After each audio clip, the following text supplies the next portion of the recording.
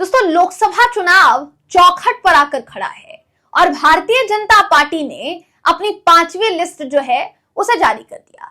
इस लिस्ट में ऐसे नामों को टिकट दिया गया है जिनका नाम अक्सर किसी ना किसी सुर्खियों में रहता है, या तो किसी बयान की वजह से सुर्खियों में रहता है या फिर किसी विवाद की वजह से सुर्खियों में रहता है। जिनके मैं बात कर रही हूं वो तो अपने बयानों की वजह से ही विवाद फैला देती हैं। इस खबर में जिनकी हम चर्चा करने वाले हैं उनके मुताबिक देश 2014 के बाद आजाद हुआ। दोस्तों, अभी तक तो आप समझ ही गए होंगे कि हम किन की बात कर रहे हैं। हम बात कर रहे हैं कंगना रनौत मैडम की। कंगना को भाजपा ने जिस सीट से टिकट दिया है उस सीट को लेकर कथित तौर पर कांग्रेस प्रवक्ता सुप्रिया श्रीनेत ने पोस्ट किया। हालांकि उन्होंने इस बात से इनकार किया है, मगर इस सभी पोस्ट पर सुप्रिया श्रीनेत पर टूट पड़े दोस्तों भारतीय जनता पार्टी के लोग, कंगना रनौत के समर्थक। हालांकि सुप्रिया श्रीनेत ने अपनी सफाई पेश की, लेकिन इस मामले को तूल देने के लिए कंगना और भारतीय जनता पार्टी कैसे नजर आए, कैसे फंस गए हैं, बताऊंगी आपको इस खबर में। नमस्कार, मेरा नाम है जयंती झा और आप देख रहे हैं टाइम्स मेल। वैसे तो कहीं ना कहीं जैसे कंगना रनौत राजनीति में दिलचस्पी दिखा रही थी दोस्तों, सबको पता चल ही गया था कि इन मैडम को बीजेपी टिकट देकर किसी ना किसी सीट से उतार सकती है। अब देखिए ना, हुआ भी वही जो सोचा था। कंगना रनौत को हिमाचल प्रदेश की मंडी सीट से टिकट दिया गया है दोस्तों, लेकिन इस सीट से कंगना को टिकट दिए जाने पर कथित तौर पर सुप्रिया श्रीनेत ने पोस्ट किया और उस पर देखते ही देखते हंगामा मच गया। अब कथित तौर पर मैं क्यों कह रही हूं?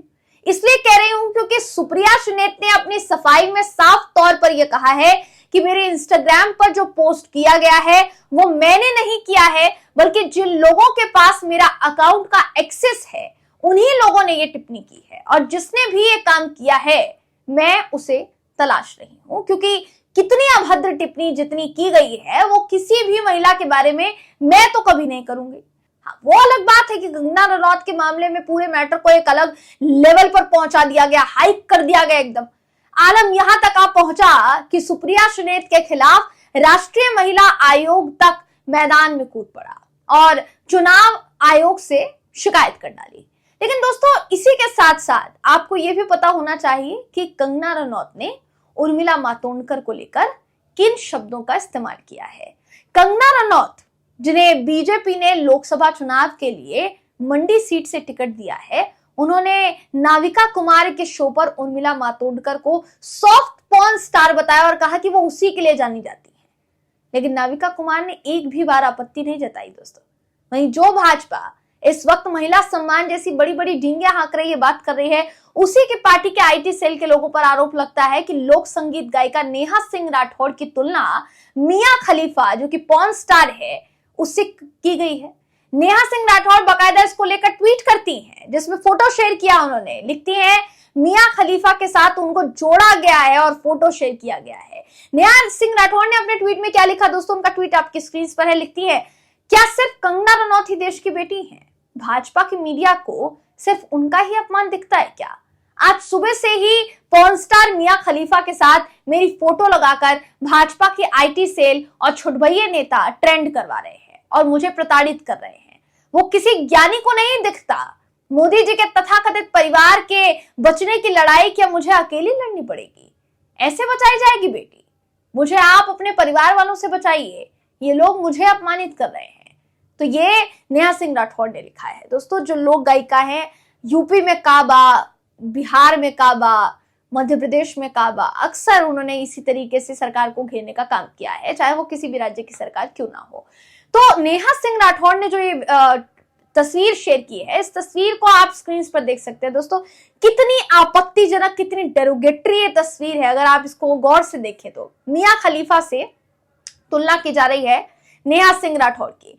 अब इस बात को समझने की जरूरत है कि एक तरफ आप ये कहते हैं कि कंगना रनौत के बारे में इस तरीके के ओछी टिप्पणी करना ये सही नहीं है। इसका समर्थन हम भी करते हैं कि ओछी टिप्पणी नहीं करनी चाहिए, किसी भी महिला के बारे में इस तरीके की बातें नहीं करनी चाहिए, किसी भी महिला के बारे में इस कदर अभद्र टिप्पणी करना ये सही नहीं है। लेकिन फिर सवाल ये उठता है कि किसी भी महिला में अगर कंगना रनौत आती है तो उसमें क्या नेहा सिंह राठौड़ का नाम नहीं आना चाहिए?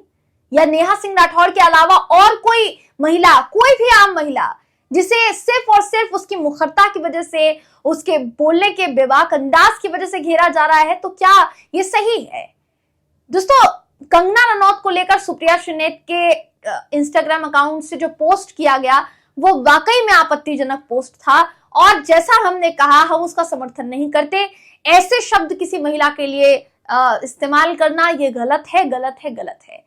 लेकिन सबसे जरूरी बात यहां पर यह है कि क्या अगर आप ये कहते हैं कि आपके लिए गलत शब्दों का इस्तेमाल किया गया है और आप भी दोबारा में उन्हीं शब्दों का इस्तेमाल दूसरी महिला के लिए करते हैं, तो आप में और बाकियों में फिर फर्क क्या रह गया? कोई फर्क नहीं है ना। आप ये गिनाना चाह रहे हैं कि आपने जो किया वो ठीक किया। आप नाविका कुमार की शो पर बैठकर ये कह रहे हैं कि उर्मिला मातोंडकर को टिकट चाहिए थी, वो तो पॉर्न स्टार है, सॉफ्ट पॉर्न स्टार है, उनको टिकट मिल सकता है तो मुझे टिकट क्यों नहीं मिल सकता?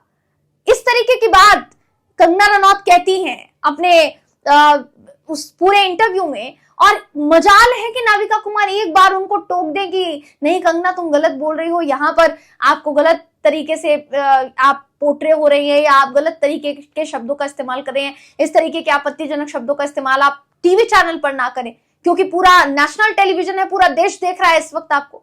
क्या ये नहीं बताना चाहिए था? कंगना रनौत जो मणिकर्णिका से लेकर पता नहीं किन किन फिल्मों का जिक्र कर रही थी दोस्तों अपने ट्विटर हैंडल पर, उन्होंने सुप्रिया श्रीनेत को घेरने के लिए बहुत सी ऐसी बातें कही, और उसके बाद लगभग समझ लीजिए हमारे देश का जो मीडिया है, मेन स्ट्रीम मीडिया, वो टूट पड़ा सुप्रिया श्रीनेत पर कि इन्होंने जो किया है इनकी ओछी मानसिकता को दर्शाता है, ये है वो है, बहुत सी बातें।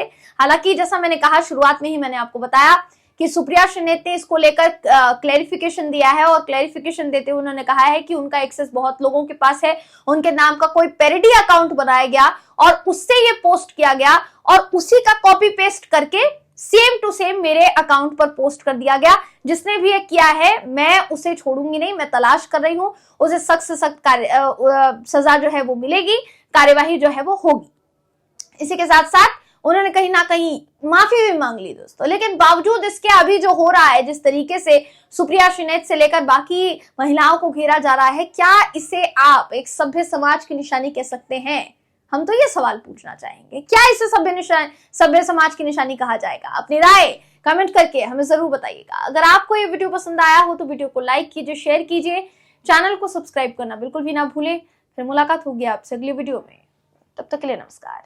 साध्वी प्रज्ञा ठाकुर को फिलहाल भाजपा की भोपाल से लोकसभा जो सांसद हैं, गत दिनों इनके लोकसभा टिकट से भी भाजपा ने इनको नदारद रखा दोस्तों। इनकी सीट से किसी और प्रत्याशी को लोकसभा का टिकट दे दिया गया। इसकी खिसियाहट ऐसी थी कि गत दिनों देखने को ये मिली, अब इन्होंने अपनी ही पार्टी के विधायक के खिलाफ मोर्चा खोल दिया था। भारतीय जनता पार्टी भी इस बात का कहीं ना कहीं निरीक्षण भलीभांति कर चुकी है कि ऐसे नेताओं के सर पर हाथ रखना ही भाजपा के लिए मुश्किल का सबब बन सकता है। अगर अभी तक आपने हमारे चैनल टाइम्स मेल को सब्सक्राइब नहीं किया है तो जल्दी से सब्सक्राइब कर दें और बेल आइकन भी प्रेस कर दें।